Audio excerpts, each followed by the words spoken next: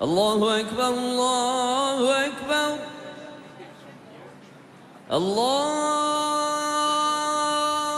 Të nërmiq, përshëndetje, mirë se ritakohemi në Kjo është koha, do të jemi në këto minuta në vijim me një prej koncepteve madhore të fesë islame. Të flasim për xhamin si koncept, xhamin si rol dhe si rëndësi, jo vetëm në jetën e besimtarit, por se në jetën e gjithë shoqërisë.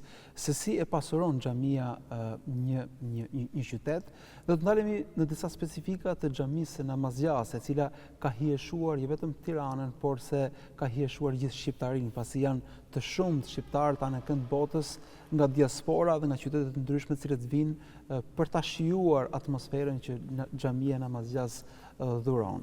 Dhe kemi kënaqësinë që dhe në këtë takim të radhës të jemi me muftiun e Tiranës, Hoxha nderuar Bilal Teqa. Nderuar, mirë se vini. Faleminderit shumë për ftesën. Edhe pse jemi në shtëpinë tuaj. Zoti ju shpërbleft për ftesën dhe me shumë kënaqësi i përgjigjemi.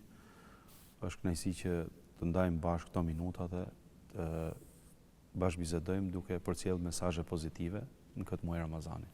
Edhe muaji Ramazanit është muaj ku besimtarët jo thjesht qëndrojnë më tepër në xhami, por se kanë një tjetër raport me xhamin. Xhamia namazgjas ku ne jemi është një xhami e cila ka ndryshuar dhe dinamikën e shumë besimtarëve, pasi hapësirat që ka, po themi funksionet të ndryshme e kanë pasuruar jetën e besimtarëve. Flasim pak për atë se çka ofron namazgjaja tek besimtarët musliman. Pikës pare njëherë, ne falenderojmë Zotin që na mundsoi që kjo xhami të ndërtohet edhe të plotësohet, domethënë, edhe një ëndër e kahershme të gjithë komunitetit musliman. Ne kemi thënë edhe më parë, kur kemi qenë në takim përpara, domethënë një emision më parë, e kemi thënë që kjo është lutja e pranuar mbase e atyre të cilët e kanë ndërruar dhe kanë lutur Zotin me gjithë shpirt që kjo xhami të bëhet. Mendoj që edhe ata të cilët kanë qenë, domethënë, sebeb për ta caktuar tokën e namazgjas, domethënë, këtu mendoj kanë qenë shumë të sinqertë që Zoti t'i bëj këtë mirësi, domethënë tokën e tyre të ndërtohet një xhami kaq e këndshme dhe kaq madhështore. Pra kjo xhami është ndërtuar në një tokë vakf, një vakf shekullor. Po, në vakf shekullor. Dhe e cila jo vetëm ka hijeshuar qytetin, po edhe na ka dhënë neve krenarisë, me thonë, si muslimanë, edhe na ka kënaqur shpirtin, domethënë. Xhamia, po ta shikosh nga jashtë, është shumë madhështore. Edhe lokacioni, pozicioni ka shumë të mirë, kurse kur futesh nga brenda, pastaj ngjan shumë elegante dhe shumë shpirtërore. Është diçka e punuar me shumë përkushtim. Duket diçka e punuar me shumë zell dhe me shumë dashamirësi. Janë të harmonizuara ngjyrat, përmasat, dimensionet. Para ca kohësh këtu erdhi si vizitor arkitekti Muharrem Hilmi Shenal, që është njeri me emër në Turqi, arkitekt që merret me xhamit. Dhe jo më kot, me sa kam kuptuar dhe me sa kam dëgjuar nga bisedat, jo më kot u zgjodh ky person, domethënë, që të merret me arkitekturën e xhamisë së Tiranës. Sepse ky, po të hyesh edhe në Wikipedia, domethënë, po të futesh të kërkosh, ky njeri ishte i apasionuar mbas arkitekturës së arkitekt Sinanit, i cili është me origjinë shqiptare. Dhe ka bërë një ndërthurje, domethënë, të disa veprave që ka bërë arkitekt Sinani, të xhamive të ngjashme. Edhe pse është një arkitekt i disa shekujve më herët, është një arkitekt më të mëdhenj, është me origjinë shqiptare. Patjetër. Ajo dihet botërisht, nuk ka nevojë ta themi ne.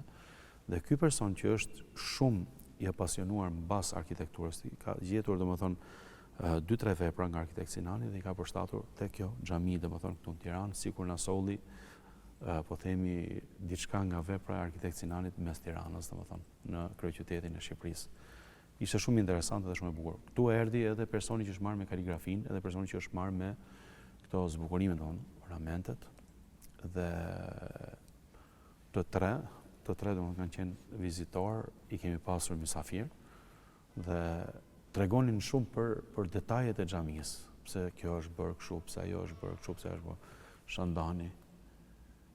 Kun fehuaj e kun, bëu dhe ajo bëhet. Pra është një ajet kuranor, është një shkëputje një ajeti kuranor që Zoti thotë bëhu dhe ajo bëhet. Kaq sikur po themi që gjithë kjo madhështi e bukur është urdhri i Zotit, edhe është caktimi hyjnor i Allahut. Normal. Zoti bën sebeb njerëz të cilët kanë kontribuar, Zoti bën sebeb njerëz të cilët kanë insistuar që ta kërkojnë këtë.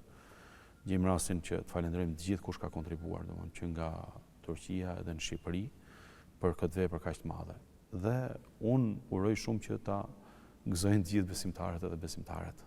Edhe ato që shpresën e kamotshme që kanë pas edhe aspiratën, domethënë sot ta shijojnë edhe t'i luten Zotit me shpirt e me zemër për këtë vepër kaq të bukur dhe madhështore. Ditë them diçka. Muslimanët shqiptar e meritojnë për Zotin. Në çfarë kuptim? E meritojnë se janë shumë të mirë. Ne jemi shumë të mirë. Domethënë muslimanët shqiptar janë shumë të mirë. Ne kemi ditë të harmonizohemi shumë mirë për gjatë shekujve, jo vetëm sot, dhe kemi trashëguar me aq bukuri dhe aq mirësi traditën që na kanë lënë hoxhallarët e parë. Bashkëjetojmë, edhe jemi tolerant, jemi njerëz që e duam të mirën. Edhe mundohemi që të bëjmë mirë, nuk bëjmë dallime, nuk bëjmë, domethënë, të tilla janë orientimet edhe janë, po themi, ana shpirtërore edhe karakterit. Në Tiranë, veçanërisht në dekadën e fundit, mund të them që janë ndërtuar shumë ndërtesa, ëmbër investime shumë të mëdha. Por xhamia e Tiranës i ka dhënë një tjetër frymarrje, edhe pse kryesisht ndërtimet e tjera ndoshta i kanë marrë diçka nga frymarrja Tiranës si kryeqytet, i kanë marrë diçka nga qielli. Xhamia e Namazgjas i ka dhënë frymarrje. Ajo që më ka bërë përshtypje shpesh kur kam marrë në këtë xhami, kam parë vazhdimisht turistë nga vende të ndryshme, si nga lindja, si nga perëndimi. Dhe e veçanta ishte se ata vinë me të njëjtën lirshmëri siç vinë dhe besimtarët që janë praktikantë. Pra, kjo xhami është një derë e hapur për të gjithë. A duhet të jetë çdo xhami kështu, një derë e hapur për çdo, pavarësisht nëse është i rregullt në namaz apo ndoshta është dhe vizitor? Patjetër, xhamia është shtëpia e Zotit, vëlla. Ka dash Zoti, kjo është 1, 2, 3, 4, 5 dyert, gjithë janë të hapura për gjithë, nuk mbyllen. Vetëm ndark, domethënë që normal për arsye se nuk ka njëri që të rinë xhami, ama gjithë ditën nga momenti që hapet për faljen e sabahut deri në faljen e fundit të natës është e hapur. Të 5 dyert e xhamisë mirëpresin çdo kënd. Gjatë gjithë kohës, edhe 3 dyert e agurit që është 8. Gjatë gjithë kohës, domethënë, është në funksion të besimtarëve, por jo vetëm, edhe të vizitorëve, edhe kush don që ty, kush don që të lutet, kush don që të ketë përjetime ose vetëm ta shikojë. Ndoshta kush do që të thjesht të shuhë kuriozitetin ose të ketë një kujtim një foto. Për çdo gjë. Unë di të them diçka. Përpara se kjo xhami të hapej, domethënë pa të ardhur një situatë e tillë që edhe njerëzit që nuk janë frekuentues xhamisë, që nuk falen, po them që nuk kanë praktikë fetare, pyesnin: kur do hapet? Pse s'po hapet? Kur do hapet? Pse s'po hapet? Dhe ishte bërë shqetësim për të gjithë. Ishte bërë shqetësim për të gjithë. Dhe unë mendoj, ja, është hera e parë që po e them. Nuk e kam thënë më parë në asnjë vend. Aq lajm sa u bë kjo xhami, domethënë gati për 14 ditë. Në çdo titull emisioni, në çdo titull lajmesh, domethënë në çdo rubrik lajmesh, edhe në çdo televizion, në çdo rrjet social. Si ka pushuar telefoni? Postimet që kanë bërë njerëzit, domethënë, dhe vizitorët që vinin turma për aq ditë, domethënë që kanë qenë ditë e para, kanë përshtypjen që nuk ka ndodhur për asnjë objekt tjetër që është hapur në Shqipëri. Dhe kjo mund të jetë era parë edhe po themi e rrallë. Dhe normalisht kjo është diçka e cila na bën entuziast të gjithë, po ju ngarkon me një lloj përgjegjësie të madhe ju si njofti, sepse kjo nuk është thjesht një xhami, por është një kompleks. Pra ofron disa shërbime, ka sallën e madhe të konferencave, ka dhe një sallë tjetër, ka bibliotekën, pra është një pasuri për qytetin dhe jo thjesht një xhami. Unë jam kënaqur shumë, domethënë nga gjitha i fluksi i madh i vizitorëve, siç e thatë edhe ju, jo vetëm nga Tirana, jo vetëm nga Shqipëria, nga Maqedonia e Veriut organizoheshin autobusa. Domethënë u hap punë për agjencitë nga Kosova, nga Presheva, po edhe nga diaspora, për Zotin akoma vinë, akoma vazhdojnë edhe vinë. Po edhe nga vendet europiane dhe nga Amerika dhe nga Kanadaja. Kam parë këtu që vinë edhe nga Azia, edhe nga Korea, po edhe nga Kina, po edhe, domethënë, them që të paktën për besimtarët e rajonit edhe për qytetarët e Shqipërisë, po themi, fakti që kanë pasur një kuriozitet edhe një dëshirë për ta vizituar xhamin, them që kjo xhami ka qenë dëshira e të gjithëve. Nuk ka qenë vetëm dëshira e komunitetit, dhe kjo më gëzon jashtë mase. Dhe duket sikur e kanë pritur prej kohësh. Dhe për te kësaj, unë them që për Zotin, domethënë falenderoj Zotin që siç edhe them, o Zot më ndihmoj inshallah që t'i jap hakun kësaj xhamie në drejtimin e kësaj, por ai sa do i mund drejtimin e kësaj xhamie. Zoti më bëf domethënë të denj dhe të aftë që inshallah ta drejtoj ashtu dhe të gjithëve neve nga kjo xhami, siç kemi thënë ditën e parë, të jetë burim mirësie për të gjithë, jo vetëm për besimtarët, për të gjithë. Inshallah ja arrijmë me sukses edhe e realizojmë këtë dëshirë domethënë. Ky është amanet i madh, është amanet që na e kanë lënë domethënë ata të cilët janë bërë sebeb edhe kanë kontribuar drejt për drejti te kjo xhami ose indirekt. Po është amanet që na e lejnë besimtarët për ditë, po edhe qytetarët e Tiranës, po edhe të gjithë shqiptarët, sepse kjo nuk është vetëm e jona, domethënë kjo është e të gjithë shqiptarëve. Nuk bëhet fjalë një vepër kaq e madhe dhe kaq e bukur. Normal, falenderoj shumë ata cilët e kanë konceptuar, arkitektin edhe kushdo tjetër që ka dhënë mendimin, që kjo është konceptuar si një qendër multifunksionale, po që ka lidhje shumë me artin edhe ka lidhje shumë me, po themi, me aktivitetet e bukura, të cilat edhe mungojnë sot, edhe mungojnë deri diku. Pra këtu ka një sallë konferencash, ka një bibliotekë që është përjetuar që të ketë shumë tituj librash, që shpresojmë inshallah sa më shpejt ta vëmë në punë, domethënë. Po ka edhe galerinë. Galeria shpresoj që shumë shpejt do të jetë një muze shumë i bukur me edhe i rrallë, mund të jetë i pari domethënë në Shqipëri, për nga profili i tij do jetë muze me sende islame, po gjithmonë duke pasqyruar identitetin shqiptar, domethënë, identitetin shqiptar, edhe fetare do jetë baza. Pra do të mbledhet të trashëgimin islame kulturore ndër shekuj, e cila ka qenë artikuj pafund, domethënë, edhe që janë të vlefshme dhe shumë interesante që do pasqyrohen shumë shpejt për punën e një kohë të shkurtër tash Zoti. Janë marrë njerëzit më të aftë edhe më të po themi më kompetentë të fushës, që të bëhet diçka e bukur edhe shumë. Është një bashkëpunim domethënë me dikë që ka qenë shumë i apasionuar me këtë fushë, po është duke u parë që të bëhet në formën më të bukur edhe më të mirë, që t'i shërbejë domethënë jo vetëm besimtarëve, po të gjithë qytetit edhe të gjithë domethënë rajonit patjetër. Sepse një nga funksionet e xhamive në përgjithësi, po të namazjas në mënyrë të veçantë është që ajo vazhdimisht është një qendër edukimi. Pasi së paku përmes hutbes së xumas, e cili është një lloj workshopi përjavshëm për problematikat e shoqërisë, transmetohen porosi konkrete, këshilla, orientime. Besimtarët mësojnë porositë kuranore, mësojnë udhëzimet profetike. E shoh në mënyrë të vazhdueshme që ka njerëz të cilët akoma nuk janë familiarizuar, duket nga qëndrimi që akoma nuk janë mësuar me një qëndrim disa minutor gjatë xumas. Duket sikur po josh gjithnjë më tepër zemrat e qytetarëve të Tiranës. Sa e rëndësishme është xhumaja si tubim i javor. Mua më kanë thënë edhe disa nga besimtarët. Më thonë sikur hutbja të jetë qëndrime, sikur hutbja të shpalosit, domethënë qëndrime që i mban imami kështu. Unë vetë jam zotuar vetë që hutbja ose ligjërimi i premtes për mendimin tim duhet të jetë diçka shpirtërore. Besimtarët, për shembull, ka besimtarë që vinë një herë në javë. Edhe mezi presin që të marrin një mesazh të mirë, që të ushqejnë shpirtin edhe ta kenë shpirtin domethënë të gjallëruar për deri për javën tjetër, po themi që të marrin mesazhin e radhës. Dhe unë mendoj që është aq e rëndësishme ajo hutbja që mbahet edhe ai ligjërimi i premtes. Ne kemi me tekste fetare.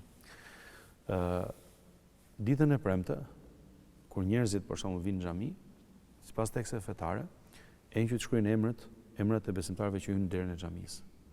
Dhe në momentin që vjen edhe i fundit, pra kur hipën imami që të ligjëroj, thuhet që engjëjt nuk shënojnë më emrat atyre që vinë më pas, sepse dëgjojnë imamin.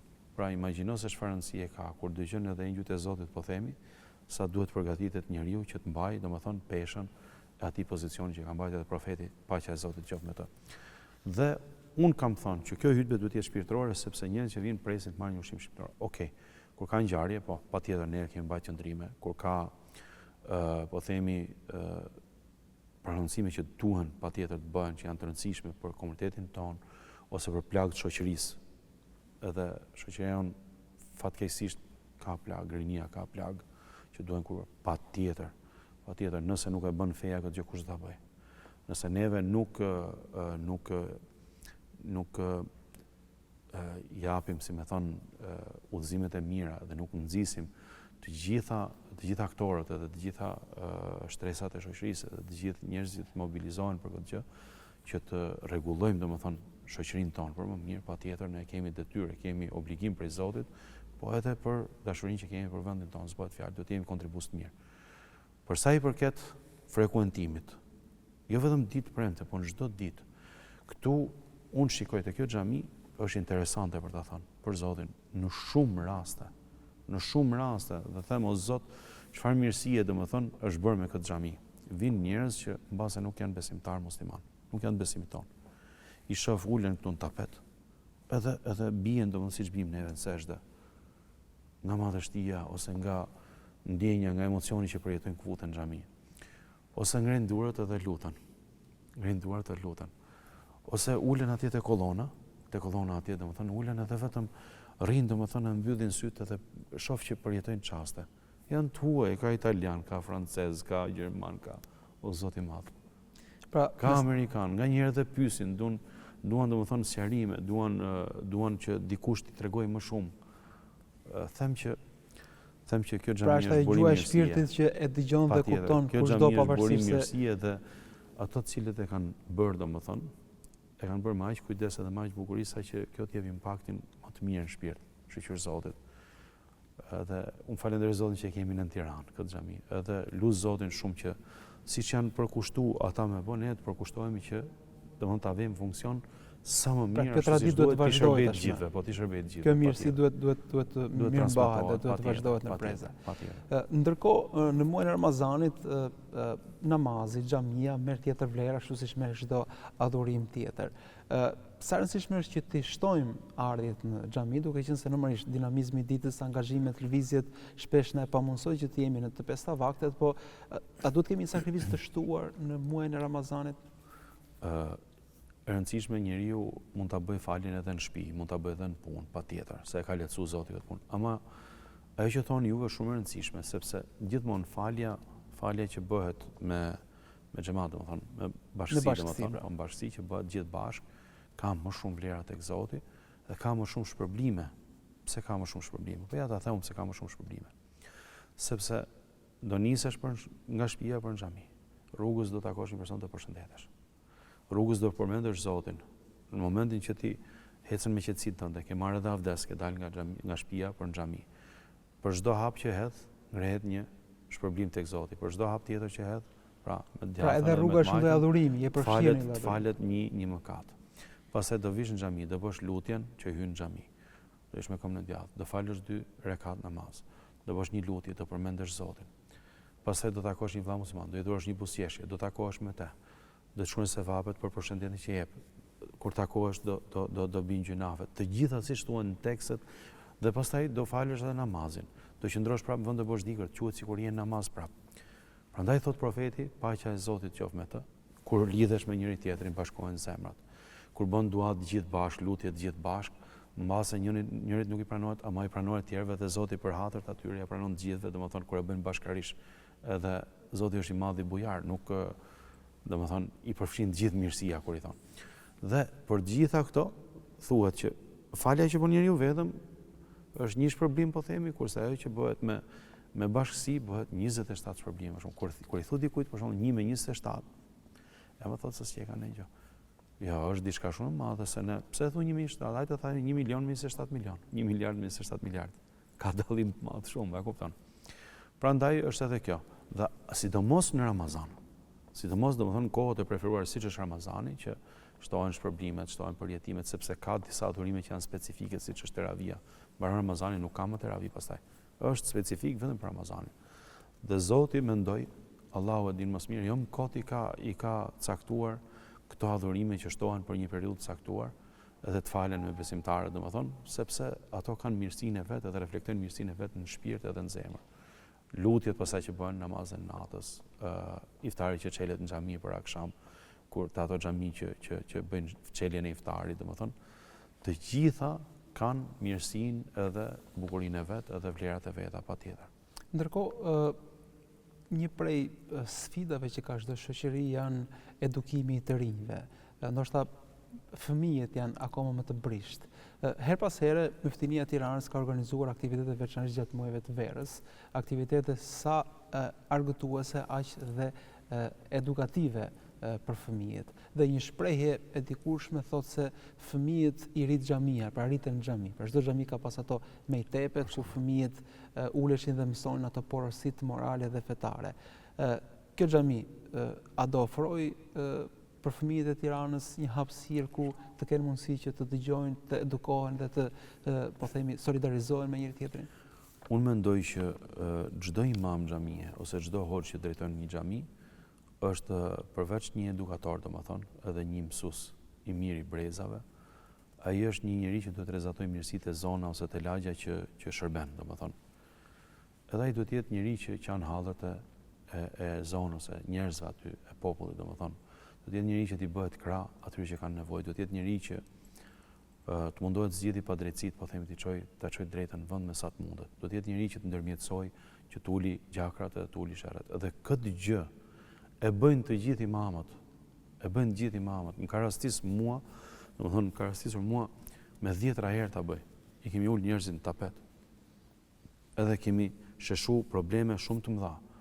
Ose na kanë ardhur njerëz të cilët kanë dashur me ndërmarrë veprime shumë të rrezikshme, që mund t'i shkatërroshin jetën atij ose edhe dikujt tjetër. Dhe kemi thonë, prit, ki frikë Zotin. Çfarë do bësh? A mendon, në tilla momente njeriu ka nevojë shumë për dikë që ka besim që t'i qaj hallin e t'i thot një fjalë të mirë.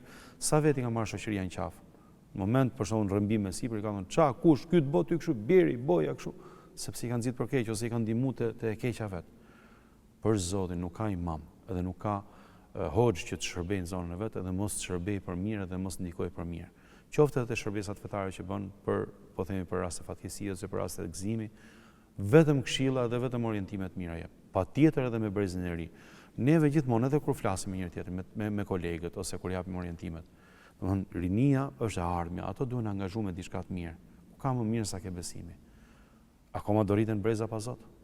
Akoma do rriten breza me ateizëm? Akoma do rriten breza që nuk e kuptojnë pse kanë ardhur në këtë jetë dhe kush është qëllimi i kësaj jete edhe jetojnë me jetën, hajde kush është më i Zotit, ja hedhi të tjerëve edhe të ecin kurrizë të tjerëve edhe me padrejtësi, edhe pastaj të bëhet çfarë të bëhet. Jo për Zotin. Prandaj edhe një pjesë e problematikave që ka rinia sot, unë kam përmend edhe në hutbe, edhe themi shpesh edhe me kolegët. Domthonë neve dashje pa dashje, një pjesë të fajit ndjejmë edhe ne veten fatori se s'kemi bërë aq sa duhet për shoqërinë. Pra duhet bëjmë edhe më tepër akoma. Ky është roli jon, edhe ky është roli i fesë, edhe ky është roli i një teologu dhe një imami të mirë. Pra çdo hoxh është një mësues dhe është një mësues dhe një edukator i mirë, patjetër. Dhe është 24 orë në shërbim, nuk është në orar ose me ditë kemi caktuar. për nder që t'i shërbejmë kësaj gjëje për Zotin e Madh. Ne kemi për nder dhe falenderoj Zotin që të gjithë hoxhallarët që shërbejnë, domethënë, nëpër xhami, nëpër xhamitë e Tiranës, po edhe kudo tjetër, janë domethënë njerëz që janë po themi arsimuar dhe janë njerëz që janë formuar me formimin më të saktë islam, më të drejtë islam. E kanë kuptuar fenë dhe Kur'anin ashtu siç duhet. Ka dash Zoti. A duhet që ti marrin fëmijët her pas here në xhami hoxh ti mësojmë me xhamin edhe në këtë muaj Ramazan? Përveç kurseve verore që bëhen nëpër xhami, neve momentalisht po themi nga 108 ose 109 xhami që ka Tirana, kemi rreth 45 kurse që mbahen me fëmijët. Në grup mosha të ndryshme, po fëmijë edhe të rinj ka patjetër. Në çdo kurs që kemi, pothuajse. Është kohë që ata janë larg rrjeteve sociale, larg gjatë gjithë kohës, 12 muaj të vitit, përveç verës që intensifikohen aktivitetet dhe bën edhe me shëtitje, me aktivitete, me kurse. Domthonë tani e bëjmë, po themi, me kalçeta, me futboll ose me ndonjë olimpiadë ose me ndonjë, domethënë, konkurse gjëra të tilla. Ama në verë intensifikohen edhe bën edhe më të shpeshta. Neve e kemi për detyrë këtë gjë ta bëjmë edhe e bëjmë me kënaqësi për Zotin edhe jemi, domethënë kur shohim rezultatet mira pastaj që dalin tek fëmijët ose tek brezat e të rinj, themi o Zot faleminderit që na ke mundësuar që neve të japim kontribut jo vetëm për fen, po edhe për vendin tonë. Ndërkohë ju thatë që kjo xhami është edhe kjo xhami patjetër, po se të falenderoj, edhe kjo xhami patjetër që tu jenë se është më e madhe, do të ketë më shumë aktivitet se tjerë, do ketë me kismet Zotit, dash Zoti i Madh. Dhe për këtë duhet, po themi, kontributi dhe mbështetja e gjithë secilit, sepse edhe pse është bërë një vepër madhështore në ndërtimin e saj, besoj që ka nevojë që të mirëmbahet, ka nevojë që të zhvillohet vazhdimisht, ka nevojë që të pasurohet vazhdimisht. Objektin e bëjnë njerëzit, edhe institucionin e bëjnë njerëzit. Pikërisht. Qofse njerëzit janë të ajrit ose janë njerëz të mbarë, po themi, edhe janë njerëz të përkushtuar, institucioni shkëlqen. Qofse njerëzit janë, sido që ta ketë emrin institucioni, Zoti na falë, kështu që patjetër duhet punë dhe duhet angazhim, po dash Zoti nuk ka për të mungu. Çfarë sevapi ka hoç të kontribosh për një xhami? Në mirëmbajtjen e saj, në aktivitetet e saj, pasi, ndoshta kjo xhami është e re dhe nuk ka shumë nevojë për të mirëmbajtur, por ka xhami të tjera që kanë shqiptarët janë shumë bujar për Zotin e Madh. Ama unë them që akoma nuk na ka hy, domethënë nuk na është fur ajo kultura e kontributit ashtu siç duhet, domethënë për shërbimin që marrim. Po 40 vjet komunizëm kanë efektet e vet. Nuk desha të kritikoj për Zotin, vetëm thjesht e them për sensibilizim, asgjë tjetër. Për shembull, neve kemi xhamit kryesore, xhamit e mëdha kështu për Zotin nuk mungon kontributi edhe as aktiviteti edhe po themi edhe mbështetja edhe suporti nga besimtarët nuk bëhet fjalë. Ama ka xhami për shembull që janë në rrethina ose që janë në zona që janë një çik më të varfra dhe po kanë frekuentim më të vogël besimtarëve. Dhe atë po i thoya dikujt, neve mundohemi që xhamit i mbajnë të pastra. Dhe mundohemi që xhamit domethënë t'i kthejmë në burim qetësie. Dikush mbaron punën e vet, ka aktivitetin ditor dhe në fund ditës don që të shkojë të falet, xhamia të gjejë qetësinë e shpirtit. Pra imagjinoj që lodhesh gjithë ditën, takon lloj-lloj ndryshëm, domethënë njerëz ndryshëm, ke takime nga më të ndryshmet, nga më i miri dhe nga më i bukuri, po mund të jetë edhe ndonjë takim që nuk shkon ashtu siç duhet, ka stresin e vet, ka debatet e veta, ka diskutimet e veta. Pra mund të bjerë gjatë gjithë ditës, kur merresh me diçka, të merresh me çdo lloj gjë. Dhe në fund ditës do të vish gjesh qetësi. Imagjino të vish në fund ditës në xhami dhe nuk gjen qetësi, Zot na fal. E kupton? Dhe nga kjo piknisje neve kemi thënë edhe të gjithë imamëve, edhe kur rrim që diskutojmë në përmbledhje me njëri tjetrin, themi neve duhet të jemi burim qetësie dhe burim mirësie. Duhet t'i ofrojmë besimtarëve shërbimin më të mirë. E kemi për detyrë, jemi shërptor të njerëzve. Nuk bëhet fjalë. Dhe shqyr Zoti, domethënë të gjithë janë me këtë mendim. Njëri më shumë, tjetër më pak, po të gjithë janë domethënë me këtë mendim sipas po themi përkushtimit që bëjnë. Ndërkohë, xhamia gjithashtu është një mundësi e madhe për gjithë qytetin. Ai që kujdeset për një xhami ose ai që ndërton një xhami, Zoti në përtekste fetare kemi ndërton një shtëpi në parajs inshallah. Pra shpërblimi është maksimal për këtë gjë. Sepse xhamia nuk është vetëm thjesht falë, xhamia po ta kapësh domethënë edhe kështu siç e sqaruam neve sot edhe e trajtuam ne sot, domethënë që xhamia është burim mirësie nga të gjitha anët. Pra xhamia duhet kujdeset për gjithë njerëzit. Xhamia duhet kujdeset për besimtarët, për lagjen, për ambient, xhamia duhet kujdeset edhe për të rinjt, edhe për të vegjël, po edhe për grup moshat që janë, domethënë më të avancuar, po themi, edhe më të rritur, patjetër.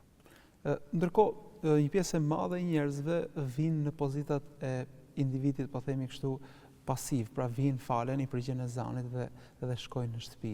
Ka përshtypjen që nëse kthehemi në kohët e mëhershme, atëherë kur tradita dhe raporti me xhamin ka qenë, po themi, më i afërt, ndoshta njerëzit jo vetëm ndërtonin xhami, po dhe interesoheshin për mirëmbajtjen e saj dhe pasurimin e saj. Sa e rëndësishme është që këta njerëz që vinë, që kanë potenciale të ndryshme, vinë nga fushat e arsimit, nga fushat e mjekësisë dhe fushat të ndryshme, të vinë me qëllimin dhe njetin për të kontribuar, për të bërë iniciator të një dobie shoqërore sociale e cila mund të nisë nga xhamia dhe shpesh xhamia ka bërë akte po themi solidariteti, siç është dhurimi i gjakut në mënyrë të organizuar, siç është ndihma për nevojtarët. Pra si ta shohim xhamin si një vend ku kontribuojmë edhe me potencialin ton, jo thjesht me sadakan apo me ajo është gjë që lidhet me gjithë secilin me shpirtin e vet edhe me ashtu. Nuk mund t'i hym dikujt domethënë tek ajo që ndjen në shpirtin e vet. Po e thash edhe në fillim, për Zotin domethënë nuk mungon solidariteti edhe suporti. Sidomos në ato raste që njerëzit e shohin domethënë që xhamia ose stafi i xhamisë, hoxha që drejton edhe stafi i xhamisë janë përkushtuar edhe interesohen për komunitetin, domethënë rreth e përqark xhamisë, nuk mungon fa. Nuk ka mungu. Zoti ja shpërbleft edhe për Zotin Allahu ja shtoft. Allahu ja shtoft edhe Allahu ja shpërbleft. Amin. Zoti ja shtoft gjithë secilit që kontribon dhe përpiqet. Zoti shpëlbeft dhe ju më të mira mufti për këto fjalë dhe për këto inkurajime dhe për punën e palodhshme që bëni jo vetëm në xhamin Namazgjas, por se në gjithë jetën fetare të qytetit Tiranës. Zoti ju shpërbleft edhe e lut Zotin që lutjet e Ramazanit na i pranoj. E lut Zotin që adhurimet e Ramazanit na i pranoj. E lut Zotin që inshallah na shtoj dashurinë shumë për njëri tjetrin, edhe më shumë akoma, edhe të lutemi edhe për njëri tjetrin, mos harrojmë. Amin. Dhe me këto dua, me këto lutje mbyllim tek këtë takim të sotëm, ishim pranë xhamisë Namazjas në emisionin Kjo është koha për ku u fokusuam pikërisht te xhamia. Folëm më gjatë për xhaminë Namazjas, po një simbolik të ngjashme ka çdo xhami, kudo ku ka besimtar, ku thirret ezani. Është një burim frymëzimi për çdo kënd, është një barierë ndaj amoralitetit, ndaj devijimit dhe është një mundësi zhvillimi për çdo shoqëri. Unë falenderoj që qëndruat me ne, do të jemi nesër sërish së bashku në 10:00 orar, kalofshi sa mirë.